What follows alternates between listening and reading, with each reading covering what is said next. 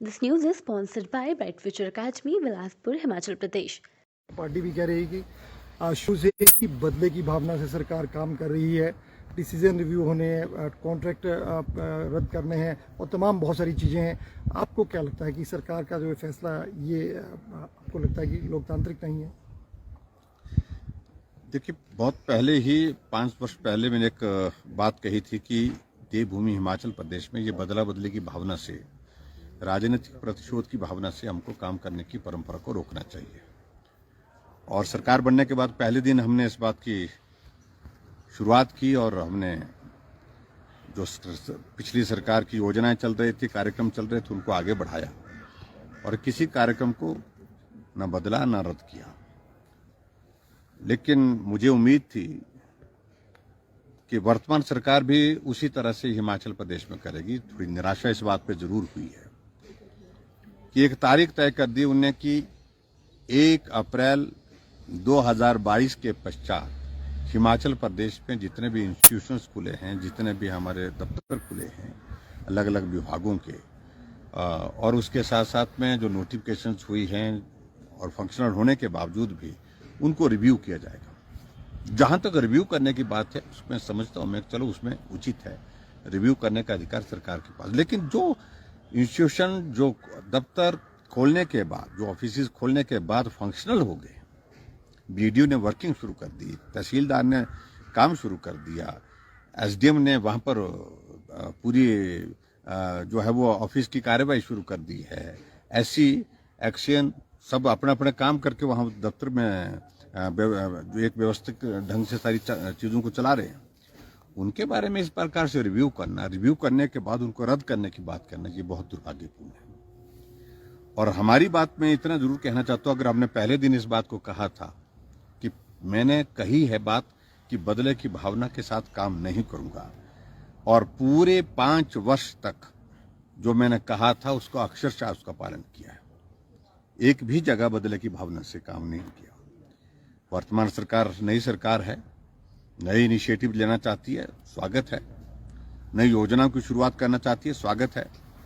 लेकिन जो चली हुई योजनाएं, चले हुए हमारे दफ्तर, हमारे ऑफिसेज और सारे इंस्टीट्यूशंस हैं, उनको बंद करने की भावना अगर मन में है तो स्वाभाविक रूप से एक बात बड़ी स्पष्ट हो जाती है कि सरकार बदले की भावना की दिशा में आगे बढ़ रही है। अभी तक संस्थान उनने रद्द किए नहीं है, अगर करेंगे तो निश्चित रूप से हमारे पास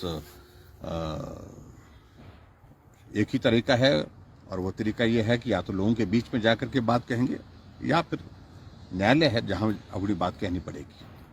लेकिन मुख्यमंत्री ने आज ये भी कहा है कि बदला बदली कुछ नहीं करेंगे, कोई रिशफल नहीं करेंगे, कर्मचारियों अधिकारियों को तंग नहीं करेंगे, डीसी नहीं बदलेंगे, सबको काम करने का मौका देंगे, परफॉर्मेंस के बेस पे ही आगे कुछ ऐसी नीतियां निर्णय ले जाएंगे। ये अच्छी बात है।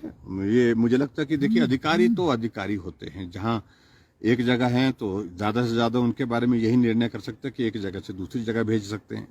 आखिरकार काम करने वाले लोग वही होते हैं, और हमने भी पुराने अधिकारियों से काम लिया है, और वर्तमान में जो अधिकारी जहां जहां पोस्टिंग है, ट्रांसफर उनकी की जा सकती है, वो एक नॉर्मल एक प्रोसेस होती है। लेकिन फिर भी उसके बावजूद अगर वहां पर उनने ऐसा कहा है कि हम उनको काम जो दिया गया है उस पर परफॉर्मेंस देखेंगे, मुझे लगता है कि ये अच्छा कदम है उनका, और काम करने का अवसर देना चाहिए अधिकारियों को।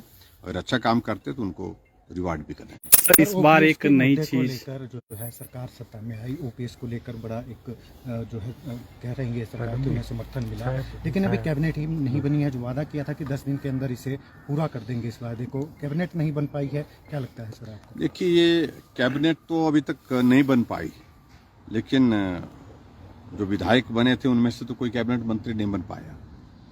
लेकिन मैंने इस बात को जरूर देखा कि 3 लोग कोई नॉमिनेट किए गए, उनको कैबिनेट का दर्जा दे दिया गया है।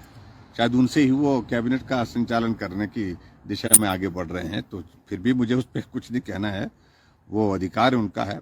लेकिन इतना मैं जरूर कहना चाहता हूं कि ये सरकार की शुरुआत कैसे हुई है, बनी कैसे है। जब जनादेश आया, कांग्रेस बहुमत में हुई, तो मुख्यमंत्री के दावेदार कई लोग थे। धक्का मुक्की, नारेबाजी इस दौर में से बनी है, और अभी तक भी चीजें शांत नहीं है। लोग अपनी अपनी इसकी तलाश में हैं कहाँ से क्या चीज हो।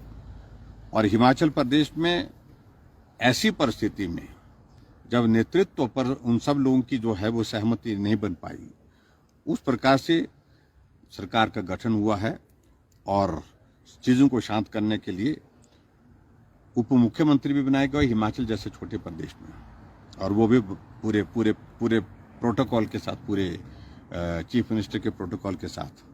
तो ऐसे में मैं इतना जरूर कहना चाहूंगा कि हिमाचल प्रदेश में सरकार तो बनी है, लेकिन सरकार अभी तक सही मायने में जो है वो नॉर्मल जो फंक्शनिंग है उसमें वक्त लगेगा उसमें करने के लिए, वो करने की स्थिति में हो नहीं पा रही है, क्योंकि कैबिनेट का अभी तक गठन ही नहीं हो पाया है। और असली बात मालूम पड़ेगी, कैबिनेट बनती है उसके बाद कौन मंत्री बनते हैं, कहाँ किस जिले को कितना प्रतिनिधित्व मिलता है। तो ये सारी चीजों को लेकर के आने वाले समय में हम थोड़ा इंतजार कर रहे हैं।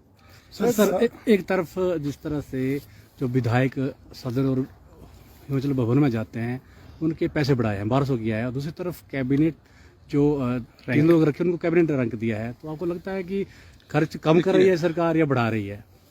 ये तो वही बात है ना कि एक मतलब 4 कदम चलने के बाद 4 कदम पीछे हो गए, इस तरह से एक तरह की प्रक्रिया। मुझे नहीं लगता कि उससे प्रदेश की आर्थिकी को बहुत बड़ा कंट्रीब्यूशन हो पाएगा, लेकिन फिर भी उन्होंने निर्णय लिया, उस पर मैं कोई टिप्पणी नहीं करना चाह रहा हूँ।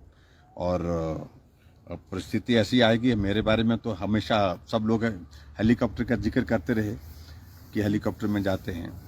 अब हमारे लिए ये भी देखने को मिल रहा है कि अब उप मुख्यमंत्री को छोड़ करके आते हैं, फिर मुख्यमंत्री को लेने के लिए आते हैं, फिर मुख्यमंत्री को छोड़ के आते हैं, फिर उप मुख्यमंत्री को लेने के लिए जाते हैं। या तो मुझे लगता है कि शायद हेलीकॉप्टर 2 लेने पड़ेंगे हिमाचल प्रदेश में, ऐसी परिस्थिति बन जाएगी। कहीं तीसरा उप मुख्यमंत्री बन गया तो 3 लेने पड़ेंगे। तो ऐसी सारी चीजों को लेकर के मैंने 5 वर्ष तक बहुत सुना है। मैं अभी जल्दी में कुछ कहना ही नहीं चाह रहा हूँ। जहां बात कही जा रही है कि हम जनता के पैसे को बचाना चाहते हैं, यानी कि फिजूल खर्ची को रोकना चाहते हैं, तो फिजूल खर्ची इस प्रकार से तो नहीं हो सकती है कम, जिस प्रकार की सारी चीजें घटित हो रही है। सर भाजपा विधायक दल की बैठक कब तक होगी? एक्सपेरिमेंट हुआ है, उप मुख्यमंत्री का एक्सपेरिमेंट हुआ, आपको क्या लगता है जिस सिचुएशन से हिमाचल प्रदेश गुजर रहा है? देखिए, एक परिस्थिति है वहां पर, उनके सामने राजनीतिक परिस्थिति है, व्यवस्था है। वो हिमाचल जैसे छोटे से प्रदेश के लिए मैं समझता हूँ कि ये पहली बार ऐसी व्यवस्था की सरकार हमने देखी है जहां मुख्यमंत्री के साथ उप मुख्यमंत्री बनाना पड़ा। सर विधायक दल की कब तक बैठक होगी भाजपा की? और बहुत जल्दी करेंगे, पार्टी का निर्णय, हमारी चीजें सेटल्ड होती हैं, उसमें कोई किसी तरह की कोई आपत्ति, किसी तरह की कोई दिक्कत नहीं होती है। अभी विधानसभा का सत्र शुरू होने से पहले विधायक दल की बैठक होगी और उसमें बैठक में सर मुख्यमंत्री कह रहे हैं कि अभी जो सत्र है उसमें देरी हो सकती है, महीने के आखिर में हो सकता है या जनवरी तक जा सकता है। आपको क्या लगता है? मुझे मालूम नहीं कि अब देरी की वजह होनी चाहिए। मेरा तो मानना यह है कि सत्र होना चाहिए और जो विधायक चुने हैं चुन करके उनको शपथ होनी चाहिए, ताकि एक नॉर्मल जो विधायक की फंक्शनिंग जो है वो शुरुआत हो जाए। प्रोटेम स्पीकर अभी तक नॉमिनेट किए हैं और उसके बाद फिर वहाँ पर स्पीकर का भी इलेक्शन होना है। तो ये बहुत ज़रूरी है ताकि विधायकों को अलॉटमेंट, अकोमोडेशन की और बहुत सारी चीज़ें उसमें होती हैं, वो सारी चीज़ें उसमें नियमित होनी चाहिए। एक महत्वपूर्ण सवाल है सर, लगभग 43% वोट शेयर दोनों जगह मिला है, 1% का लगभग डिफरेंस है। क्या लगता है, क्या ऐसे फैक्टर है? अभी इस पे कुछ मंथन? देखिए, ये पहली बार हिमाचल प्रदेश में ऐसा हुआ कि 1% से कम जो है वो जनादेश वर्तमान सरकार के पास है, यानी कि 37,000 वोट का मात्र। और ऐसे में जनादेश की दृष्टि से मुझे लगता है कि प्रदेश सरकार को पूरे जनादेश का सम्मान करना चाहिए और विपक्ष को हल्के में नहीं लेना चाहिए, क्योंकि अगर वोट शेयर की बात आती है तो हमारे वोट शेयर में मात्र 0.9% का अंतर है। Thank you. Bright future academy Bilaspur Himachal Pradesh Himachal में होने वाली सभी प्रतियोगिताओं की तैयारी एक्सपीरियंस स्टाफ द्वारा करवाई जाती है, जैसे army, forest guard, JOIT, patwari, police sub inspector, railways, SSC, banking, army clerk, ITBP, CRPF, SSB, BSF, JBT, TGT, BED entrance, HP, SSC, panchayat secretary.